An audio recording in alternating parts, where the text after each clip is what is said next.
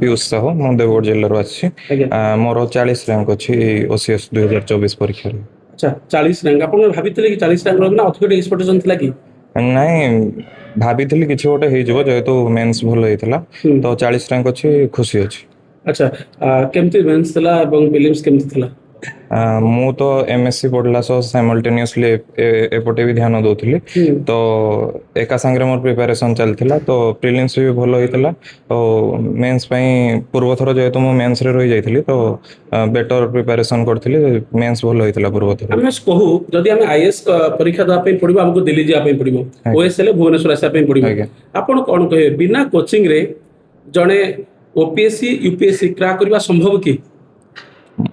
ମୁଁ ମୋ କଥା କହୁଛି ମୁଁ କୋଉ କ୍ଲାସରୁମ୍ରେ ଫିଜିକାଲି କୋଚିଂ ନେଇନି ଆଚ୍ଛା ତ ମୁଁ ଜେନେରାଲି ସେ ଅନଲାଇନ୍ ପ୍ଲାଟଫର୍ମ ଗୁଡ଼ାକରୁ ପଢ଼ିଛି ତ ମେନ୍ ରିଜନ୍ ହେଲା କନସିଷ୍ଟେନ୍ସି ତାପରେ ନିଜ ଫଣ୍ଡାମେଣ୍ଟାଲକୁ କ୍ଲିୟର କରିବା ଫଣ୍ଡାମେଣ୍ଟାଲ କ୍ଲିୟର ହେଲା ପରେ ପ୍ରକୃତରେ concept clear is the main thing fundamental ଆଉ କନସେପ୍ଟ କ୍ଲିୟର ହେଲା ପରେ ନିଜ ଉପରେ ଡିପେଣ୍ଡ କରେ ଆପଣ କେତେ ପରିଶ୍ରମ କରୁଛନ୍ତି ଆପଣ ସେ ସିଭିଲ୍ ସର୍ଭିସ୍ ପରୀକ୍ଷାକୁ କେତେ ମାତ୍ରାରେ ବୁଝିଛନ୍ତି ତାଙ୍କ ସିଲାବସ୍କୁ କେତେ କ୍ରାକ୍ କରୁଛନ୍ତି ସେଇ ହିସାବରେ ଆପଣଙ୍କର ରେଜଲ୍ଟ ତା ଉପରେ ଡିପେଣ୍ଡ କରେ। ଓକେ ଆମେ ସିଭିଲ୍ ସର୍ଭିସ୍ ପରୀକ୍ଷା ପ୍ରିପାରେସନ୍ କରିବା ପାଇଁ ହେଲେ ଅନେକ କିଛି ସାକ୍ରିଫାଇସ୍ କରିବା ପାଇଁ ପଡ଼େ ଅନେକ କିଛି ତ୍ୟାଗ କରିବା ପାଇଁ ପଡ଼େ ଯେମିତି ସୋସିଆଲ ମିଡ଼ିଆ ଠାରୁ ଦୂରରେ ରହିବା ସାଙ୍ଗ ସମ୍ପର୍କ ଠାରୁ ଦୂରରେ ରହିବା ଅନେକ କିଛି ତ୍ୟାଗ କରିବା ପାଇଁ ପଡ଼େ ଆପଣ କ'ଣ ସୋସିଆଲ ମିଡ଼ିଆ ଠାରୁ ଦୂରେଇ ଥିଲେ?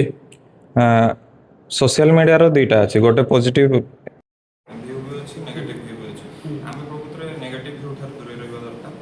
ଧର କୌଣସି ଗୋଟେ ଇନଫର୍ମେସନ୍ ଆମକୁ ଦରକାର ହେଲା ସାଙ୍ଗେ ସାଙ୍ଗେ ଆମେ କୋଉଠୁ ଖୋଜିବା ସେଇଟା ତ ସୋସିଆଲ ମିଡ଼ିଆ ସେଇ ପାଇଁ ମେଜର ହେଲ୍ପ କରେ ତ ଆମେ ଦୁଇଟା ଯାକ ବାଲାନ୍ସ କରିବା ଯେମିତି ସୋସିଆଲ ମିଡ଼ିଆର ଯେମିତି ଆମେ କମ୍ କରିପାରିବା ତା ସହ ଆମେ ନିଜ ପଢ଼ାକୁ ଯେମିତି ଗୁରୁତ୍ୱ ଦେଇପାରିବା ତା ସହ ଧ୍ୟାନ ରଖିବା ଦରକାର। ଓକେ ସପୋଜ ଆପଣଙ୍କ ମତରେ ଜଣେ ୟୁଟ୍ୟୁବ ଦେଖି ସିଏ ମଧ୍ୟ UPSC OPSC କ୍ରାକ୍ କରିପାରିବ?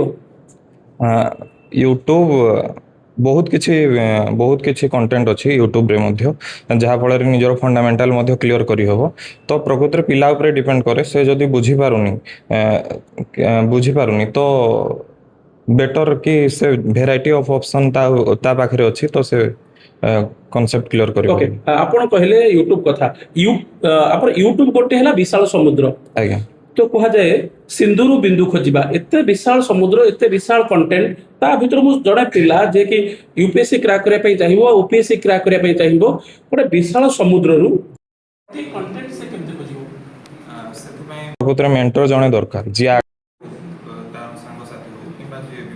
ତାଙ୍କ ଲୋକାଲିଟିରୁ ଯିଏ ହଉ ତ ଯିଏ ପ୍ରକୃତରେ ଏ ପରୀକ୍ଷାକୁ କ୍ରାକ୍ କରିଥିବ ତାଠୁ ଅନୁପ୍ରାଣିତ ହେଇକି ସିଏ ଯାହା ସଜେସନ୍ ଦେବ କାରଣ ଜଣେ ଯଦି ଫାର୍ଷ୍ଟ ଟାଇମ୍ ଏକ୍ଜାମ୍ ଦେଉଛି ସେ ଜାଣିବନି କି କେଉଁଟା ଭଲ କଣ୍ଟେଣ୍ଟ କେଉଁଟା ଖରାପ କଣ୍ଟେଣ୍ଟ ଏ କଣ୍ଟେଣ୍ଟ ମୋ ପାଇଁ ସଫିସିଏଣ୍ଟ କି ନାହିଁ ଦରକାର ତ ଏଇ ସବୁ ଜିନିଷ ପାଇଁ ଜଣେ ମେଣ୍ଟର ହେବା ନିହାତି ଦରକାର।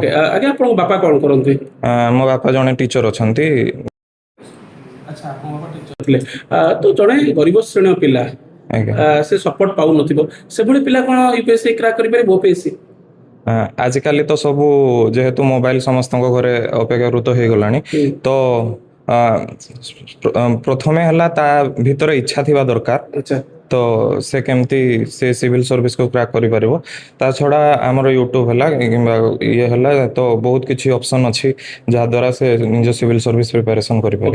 ଆପଣ ଏବେ ବାବୁ ହେବେ ତ ମୋତେ ଏତିକି କୁହନ୍ତୁ ଗୋଟେ ବାବୁଆଣୀକୁ ଦେଖିଲେ ମନ ଭିତରେ କ'ଣ ଇନ୍ସପିରେସନ୍ ମିଳେ ସେ ଗୋଟେ ବାବୁଆଣୀ ତ ଆପଣ ଯେତେବେଳେ ପ୍ରିପାରେସନ୍ କରୁଥିଲେ ପଢ଼ୁଥିଲେ ଗୋଟେ ବାବୁଆଣୀକୁ ଦେଖିଲେ କ'ଣ ଇନ୍ସପିରେସନ୍ ମିଳୁଥିଲା? ଆଜ୍ଞା ପ୍ରଥମ କଥା ହେଲା ଆମେ ସିଭିଲ୍ ସର୍ଭାଣ୍ଟ ଆମେ ଲୋକଙ୍କ ପାଇଁ ତ ପ୍ରକୃତରେ ଆମେ ସେ ବାବୁଆଣୀ ସେ କଲଚରକୁ ଆମେ ପ୍ରମୋଟ କରିବା କଥା ନୁହେଁ ଆମେ ପ୍ରକୃତରେ ଲୋକଙ୍କର ଯେମିତି ଆମେ ସମର୍ଥନ କରିପାରିବା ଯେମିତି ଭଲନରେବୁଲ ସୋସାଇଟି ମାନଙ୍କୁ ହେଲ୍ପ କରିପାରିବା ତା ଉପରେ ଆମେ ଧ୍ୟାନ ଦେବା ଦରକାର। ଆଜ୍ଞା ଅନେକ ଲୋକ କହନ୍ତି ଆମେ ମଧ୍ୟ ପାଠ ପଢୁ ଏକ୍ସଟ୍ରା କରିକୁଲାର ଆକ୍ଟିଭିଟି ସହିତ ସେମାନେ ଭାଗବତ ଗୀତା କିଛି ଆଧ୍ୟାତ୍ମିକ ଲାଇନକୁ ଯାଆନ୍ତି ଆପଣ ପାଠ ପଢିବା ସହିତ ଆଧ୍ୟାତ୍ମିକ ଗୀତା କେମିତି କିଛି ପଢୁଥିଲେ କି? ମୁଁ ଭଗବାନଙ୍କ ଉପରେ ବିଶ୍ୱାସ ରଖେ ବାକି ମୁଁ ସେମିତି କିଛି ଗୀତା ଫିତା ପଢିନି।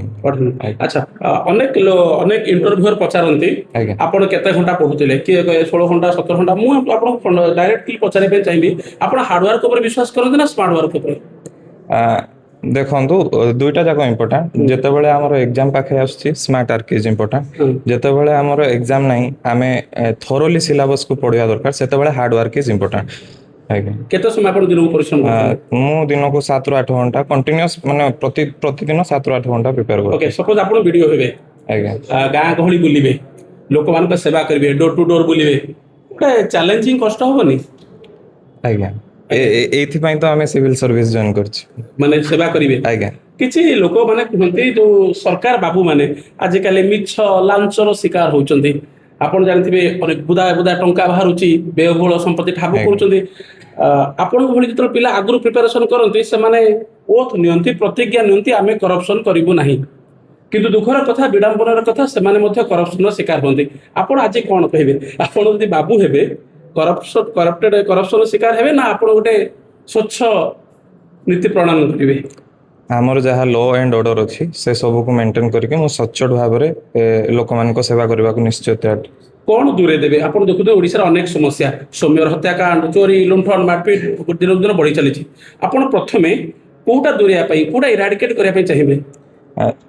ମୋର ଫରେଷ୍ଟ୍ରି ଥିଲା ଅପସନାଲ, ତ ମୁଁ ଟ୍ରାଇବାଲ ଲୋକଙ୍କର ଯେତିକି ସବୁ ଅସୁବିଧା ହେଉଛି ହୁଁ। ଆମର ଜଙ୍ଗଲ ଯେମିତି କ୍ଷୟ ହେଉଛି, ଆମର ଯେଉଁ ସିଜିମାଳିରେ ଏବେ ଇସ୍ୟୁ ହେଲା, ହୁଁ। ତ ଏଇସବୁ ଜିନିଷ ମୁଁ ପ୍ରଥମେ ନିରାକରଣ କରିବା ପାଇଁ ସହାୟ କରିବି। ଓକେ, ଶୁଭ୍ରା ରଞ୍ଜନ ଇନଷ୍ଟିଚ୍ୟୁଟ ଆଜ୍ଞା ଗୋଟେ ଓଡ଼ିଶାର ଗୋଟେ ଏମିତି ଇନଷ୍ଟିଚ୍ୟୁଟ, ପ୍ରତ୍ୟେକ ଥର ଅନେକ ପିଲାଟି କୃତକାର୍ଯ୍ୟ କରନ୍ତି।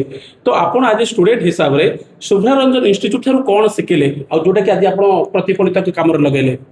ମୁଁ ଏ ଇନଷ୍ଟିଚ୍ୟୁଟରେ ଇଣ୍ଟରଭ୍ୟୁ ପ୍ରୋଗ୍ରାମ ପାଇଁ ଆସିଥିଲି। ହୁଁ। ତ ଯେଉଁ ସାର୍ ମାନେ ଥିଲେ ଇଣ୍ଟରଭ୍ୟୁଅର ସେମାନେ ମୋତେ ବହୁତ ଭଲସେ ଗାଇଡ଼ କରିଥିଲେ। ଯେହେତୁ ମୋର ଏଇଟା ପ୍ରଥମ ଇଣ୍ଟରଭ୍ୟୁ ଥିଲା ତ ମୁଁ ଟିକେ ନର୍ଭସ୍ ଥିଲି, ତ ସେମାନେ ଗାଇଡ଼ କଲେ କି କେମିତି ଆମର ସିଟିଂ ପୋସ୍ଚର କେମିତି ବସିବା ଦରକାର, କେମିତି ଆପଣ କନଫିଡେନ୍ସ ବିଲ୍ଡ କରିପାରିବେ।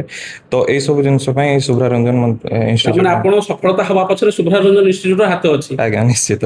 ତ ଅନ୍ୟମାନଙ୍କୁ କଣ ଆପଣ କହିବେ କେମିତି ପଢିବା ଦରକାର?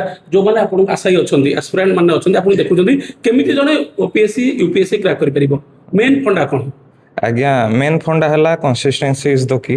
ହୁଁ। ଆମେ ପ୍ରତିଦିନ ଯଦି ଇକ୍ୱାଲ ଆମାଉଣ୍ଟର ଆମେ ପରିଶ୍ରମ କରିବା ତାହେଲେ ନିହାତି ଏଇ ପରୀକ୍ଷା ଆମେ କ୍ରାକ୍ କରିପାରିବା। ଜଣକୁ ଇଂଲିଶ ଆସୁନି, ଓଡ଼ିଆରେ ସେ ଷ୍ଟ୍ରଙ୍ଗ, ଆଜ୍ଞା କିନ୍ତୁ ଇଂଲିଶ କହିପାରୁନି, କୋଉଠି ନା କୋଉଠି ଟିକେ ଥଙ୍ଗ ହଉଛି। ପିଲା ଯେ ଇଂଲିଶ ନ କହିପାରୁଥିବ, ହିନ୍ଦୀ ଠିକ ସେ କହିପାରୁନଥିବ, ସିଏ କଣ ଓପିଏସସି ୟୁପିଏସସି କ୍ଲିୟର କରିପାରିବ? ଆମର ଓଡ଼ିଆରେ ବି ଅପସନ୍ ଅଛି ଏକ୍ଜାମ ଦେବା ପାଇଁ। ତ ଯିଏ ଓଡ଼ିଆ କହିପାରିବ ତାର କିଛି ପ୍ରୋବ୍ଲେମ୍ ନାହିଁ, ଯିଏ ଇଂଲିଶରେ ଫ୍ଲୁଏଣ୍ଟ ବି ନୁହେଁ ତାର କିଛି ପ୍ରୋବ୍ଲେମ୍। ସେ ସବୁ ଏକ୍ଜାମ ପ୍ରିଲିମ୍ସ ମେନ୍ସ ଆଉ ଇଣ୍ଟରଭ୍ୟୁ ସବୁ ଓଡ଼ିଆରେ ହିଁ ଦେଇପାରିବେ। କି ଆପଣ ଯେତେବେଳେ ପାସ୍ କେମିତି ଜାଣିଲେ ଆଉ କିଏ ବେଶୀ ଖୁସି ହେଲେ? ମୁଁ ଫାଷ୍ଟ ଆମ ଘରେ ବାପାଙ୍କୁ ଜଣେଇଥିଲି, ତ ଅବଭିୟସଲି ଘର ଲୋକ ବାପା ମା ନିହାତି ସମସ୍ତେ ବହୁତ ଖୁସି। ଆଜ୍ଞା ଓକେ, ତ ଅନ୍ୟମାନଙ୍କୁ କଣ କହିବେ ଶୁଭ୍ରା ରଞ୍ଜନ ଇନଷ୍ଟିଚ୍ୟୁଟକୁ ଆସିବା ପାଇଁ? ନିହାତି ଆସନ୍ତୁ ଏଇ ଇନଷ୍ଟିଚ୍ୟୁଟକୁ।